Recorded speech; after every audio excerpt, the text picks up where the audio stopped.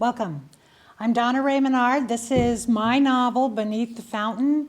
I'm going to be reading it here with the courtesy of Northwest Public Access and Joshua Pryor. I've been doing a little bit here and there as we go along.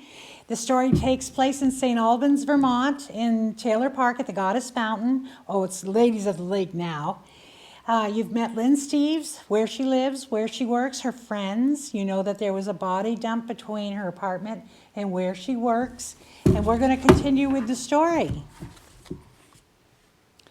The screen brightened and there was a model runway lit up and decorated for the holiday season.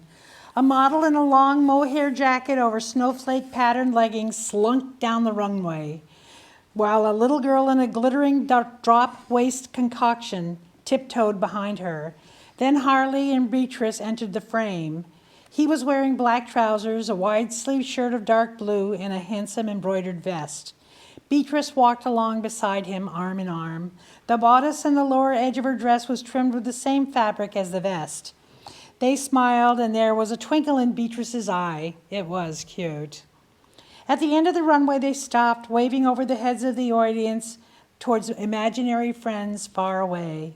I gasped. Harley turned to me, beaming at my reaction.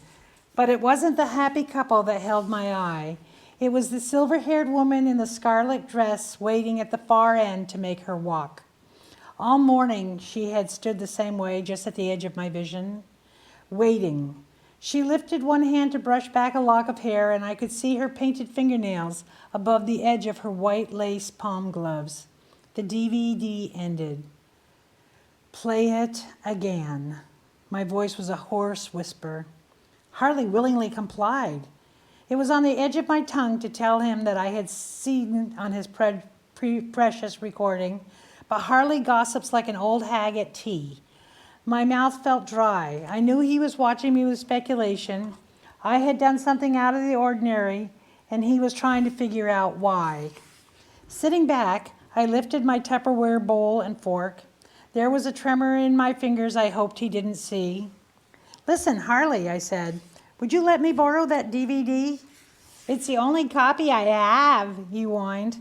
Oh, well, yes, but Shannon might want... Shannon was there, he said. She probably has her own copy. Yeah, he had me. Okay, here's the deal. I leaned toward him, offering the type of secret conversation I knew he couldn't resist. My sister-in-law is always looking for something my brother will wear during the holidays. I'd like to show her the vest you were wearing. If she thinks it would be good, I could order one. You know, surprise him. They probably gave Harley the one he was wearing, said Left Brain. He's going to offer you a deal. I held my breath. Okay, Harley smiled. You want me to see where they're going to be selling them? That would be great. I thought my cheeks were going to crack. I was smiling so wide. Harley put his precious DVD back into the paper sleeve before he left. He wasn't out of the building before I was calling Shannon. Unlike myself, she is always cell phone ready. Get over here, I said. You're going to need to see this. By the time Shannon arrived, I was back on the floor with Eric because Carly had left for the afternoon. I let Shannon into the office and inserted the DVD into the still running TV unit. When it gets to the part where Harley and Beatrice are waving, check out what's happening behind them. Shannon must have watched the short spiel several times. When she came back to where I was working, she acted as surprised as I felt. I was right there through the whole thing, she said, and I didn't remember seeing that dress. They were probably offering food and you got distracted, I said. She ignored my dig. How about I burn a copy of this? I'm supposed to take it back to Harley Monday morning. I'll have it back to you before you leave the store this afternoon, said Shannon. I reminded her I was leaving at 6 and driving to Williston to pick up my girls at their father's house, our old house. We share custody with them living primarily there among all the wonders he can offer. That was the decision that I had made that was now haunting me. He's 20 years older than I am, lives well, and truly loves them. His other children are living in other parts of the country. I want my girls to have the same opportunities that his archaeologist son, infectious disease researcher daughter, and head of radiology at Dewars Hospital daughter all had. It was a tough call. I still suffer for it, although hopefully I did the right thing, but I never quite believe it. While I was restocking shelves, directing customers, and chewing my nails at having given Shannon the DVD, Teresa showed up. She's my other bestie, solid, with a retired military police chief husband and 2 children. The oldest of it is a year younger than KK. They moved here from Oregon. Both she and Randall are competitive swimmers, and now their children were as well. Randall refs at the meets all over New England. Their whole family could be poster children for off-your butt America. I bought cookies, she called out. Eric loves her. When I came around the corner, Teresa was offering the saran wrap plate of homemade cookies to customers and employees alike. She's such a mom. She's also very perceptive when I'm being indiscreet, as in about to get into trouble. Way back, she explained my knack for falling in the poo pile as my having lived a sheltered life, and now I was breaking free. Ha! I'm a farm girl. I could tell her stories that would curl the hair on her arms. Sup? I asked. Kids are at swim practice, and I thought you could use a little treat, Teresa said. Her eyes were on me like I was a diabetic with chocolate encircling my mouth. Nice, I said. I'm working over here. Inviting her into the office would set me up for interrogation, if that was what she had on her mind. Teresa followed me back down the tool aisle, but not before Eric grabbed 2 more cookies to hold him over. I've been following the news, she began. I knew I was in trouble. Randall and I are concerned you might be a little apprehensive. I just wanted to check, she said. That was it, all good. Shannon hadn't ratted me out about Hank Knapp, and Teresa hadn't read my mind regarding the woman in the scarlet dress. To be honest, last night I was a little hinky, but today I'm good. I took one of the few remaining cookies. If my mouth was full, I couldn't blurt out something damaging. I'm glad, she said. So don't forget I won't be around tomorrow because we're going camping. Absolutely, I grinned, and my good friend, who I had just been untruthful with, left. Shannon was back in plenty of time and offered to ride out to Williston with me. She wanted to talk, but I wasn't ready. I turned her down. KK, Samantha, and I always have supper out, their choice. It's our girl time. I try to always be the mom, but you know how it is with kids today. Mom, said KK, reaching for another slice of pizza, always her choice when she picks a restaurant. That dinging noise is your phone telling you someone is calling. I know, I said, it's Shannon. Aren't you going to answer her? Eventually. It's rude to do so while we're eating. Aha, yeah, that's me, the mom. Samantha rolled her eyes. Look around at all the people on their phones, I continued. They're sharing a meal, but ignoring each other. No cell phone policy, remember? And just because we all have remote access doesn't mean sharing time has changed. My personal peeve was being ignored by someone I was talking to if their cell phone rang. The look on their faces said they thought I lived with dinosaurs. Beneath the table, my fingers were convulsing with the need to grab the phone out of my purse. I finally went to the restroom, locked myself in a stall, and pushed the on button. Shannon had sent several messages. No identity on the Vic yet. Looking for the dress online. We need to talk to Harley. Coon doesn't want to share the police report. I should have known Shannon wouldn't leave well enough alone. On the car ride back to St. Albans, Samantha started asking questions. Did you know the cops found a body in St. Albans?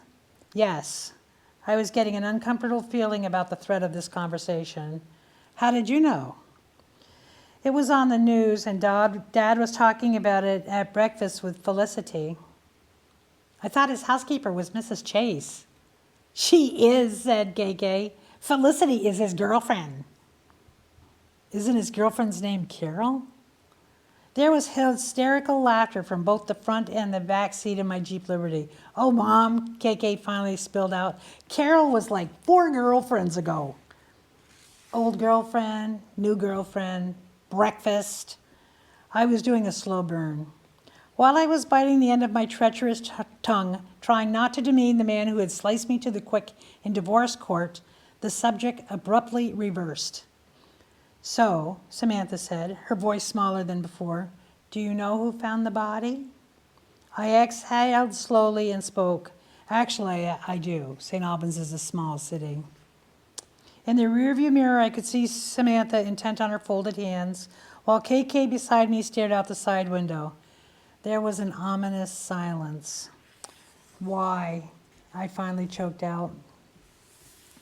Well, the news report said there was a witness to the lights in the park, and the witness worked as the assistant manager for St. Albans Hardware. That's you, right? KK asked. All I could do was nod.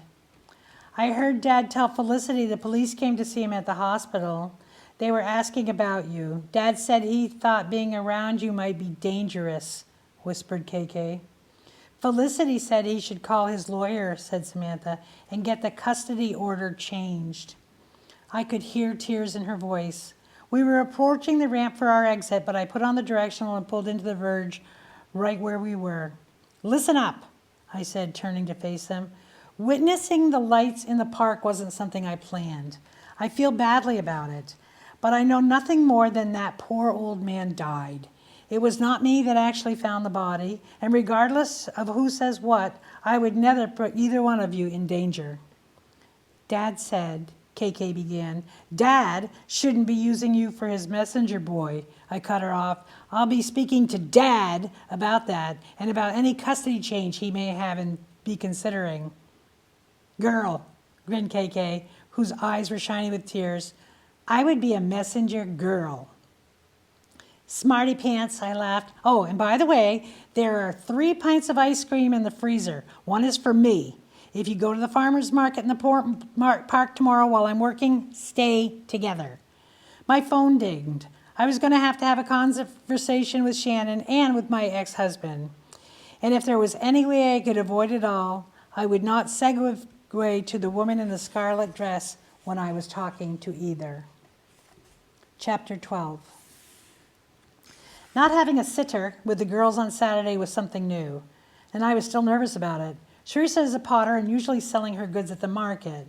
Shannon hovers around the whole thing like a honeybee soaking up nectar. The hardware store is on the next block, actually the second building before the big parking lot, so I'm close. Even though sheets of rain fell, followed by mere seconds of nothing before the next deluge, that wouldn't keep most people away from the farmer's market. I wasn't sure about my girls. I was edgy when I got to work. Eric was waiting, and while I unlocked the back entry, he chattered. It's going to be busy today, he prophesied. Yep, gardening is in full swing. I could smell the racks of potted flowers waiting to be wheeled outside. The rush of the heavy scent was overwhelming. Gardeners would be bowing in gratitude to the rain gods. Eric unlocked the front door, slid the racks out, and grabbed the first wheeled tier. The hanging pots rocked together as he muscled them through the doorway. No, I met with the curiosity seekers, he said, laughing.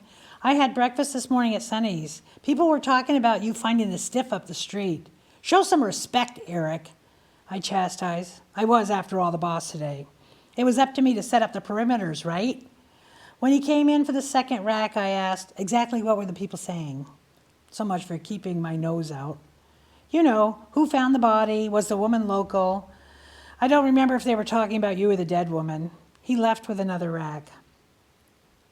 Maybe, I said to myself, I should warn him not to say anything in front of the girls. I was just finished putting away the cash drawers as the first customers came through the doors. Eric was still outside with the displays. I had just seconds to spare before the first home gardener brought up his card. Looking up with a smile, I realized the man in front of me was Clyde. He gave me a fishy eyeball stare and leaned over the counter. I came in today to make sure you're going to be okay to work, he said. I didn't think you were going to show up after hearing about you on the news last night. My stomach fell, the news. No, hello, how are you? Can I get you a nice coffee to take off the edge? And he was only 1 day late with his concerns. Is he worried about you or the store? Left Brain asked. I was fine yesterday. It was an effort to smile through this lack of confidence in me. If I didn't think I was going to make it, I would have called you long before this. I'm okay. Go enjoy the day. My shoeing fingers moved him aside. I turned to the customer behind Clyde, and he left. Within minutes, we were busy enough so I forgot about him and his small mind. I had been working here for less than 2 years. He just didn't know me well enough. I grew up in farm country. We got up at 4 every morning to milk cows. I ate apple pie for breakfast and rode to school in the milk truck. The long shot to this tirade is that working alone or just being by myself doesn't bother me and I can keep busy. Hard work was, my Pepe said, going to make us strong, reliable adults. I got the strong, but I think the reliability must have passed over my head. Maybe I was just too short. I'm a good person. You can depend on me. I'm solid in a crisis. I just don't always make the smart choice. Oh, and money in hand is money spent. Clyde didn't insult me, and to be honest, our encounter ground off the brittle edge I'd felt earlier. By saying I was good, I made it so. The rest of the staff arrived, and we were in full swing. The potted annuals were going fast, which was a relief. This was the first time I had ordered them, and I hoped that we didn't have too many. A half an hour after lunch, this woman came in for curtain rods. It took her forever to decide what size and if she wanted plain white metal or more ornate ones. I can't say I recognized her. While we were talking and comparing items, she kept looking around. I thought her husband might be in the store and she was waiting for his input.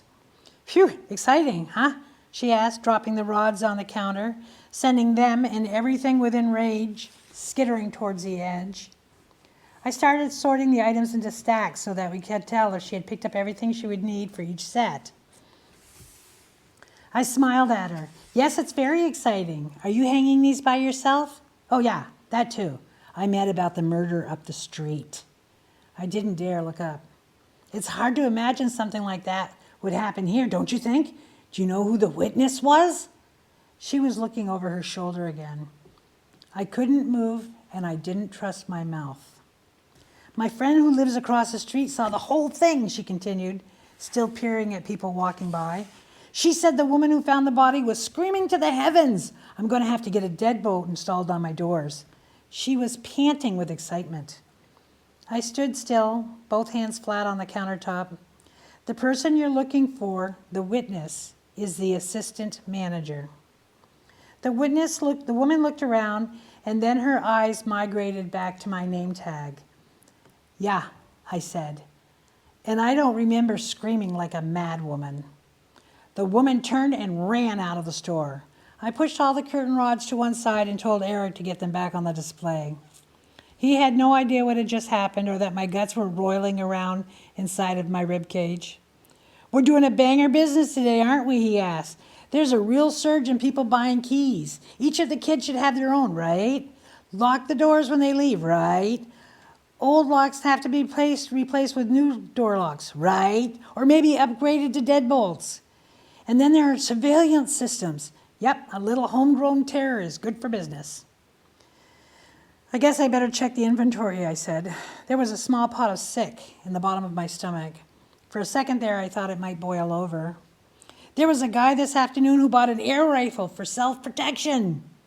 Eric, that's terrible. He's not going to be able to protect himself with that. I couldn't help laughing with my number one clerk.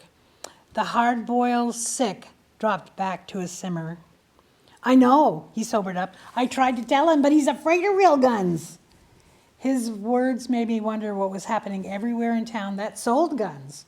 And somehow that led me to wondering what Shannon was up to. Chapter 13. Sunday night after I got home from dropping off the girls, I relented and called Shannon, agreeing to have coffee with her first thing Monday morning, providing she stopped calling me without leaving a message. I bet that drove her to drink. Her trigger finger goes from redial to end to redial automatically. We met at Sonny's, which is located down the next block in the opposite direction of the hardware and on the other side of the street. They only serve breakfast and lunch, and there's no way you're walking away from there hungry. It's small, with limited parking, but open early. Clyde called me as I was walking over. He asked if I wanted to work that day, make up some of the hours I'd lost.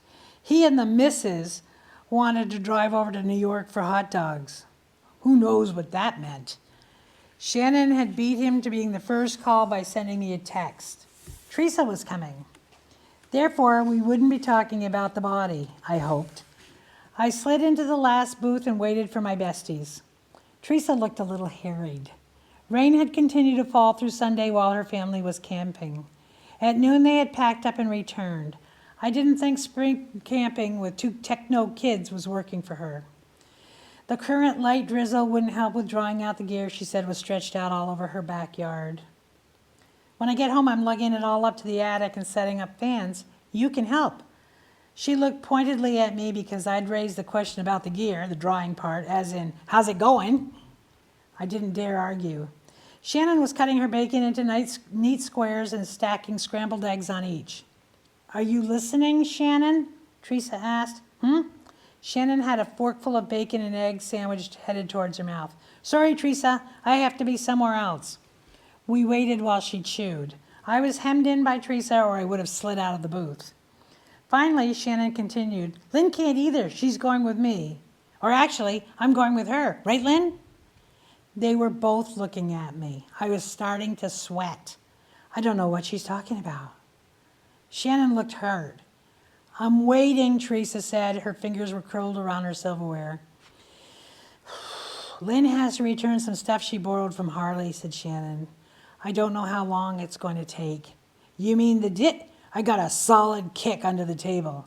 Fortunately, Teresa was looking at Shannon when I reacted, and Shannon looked innocent.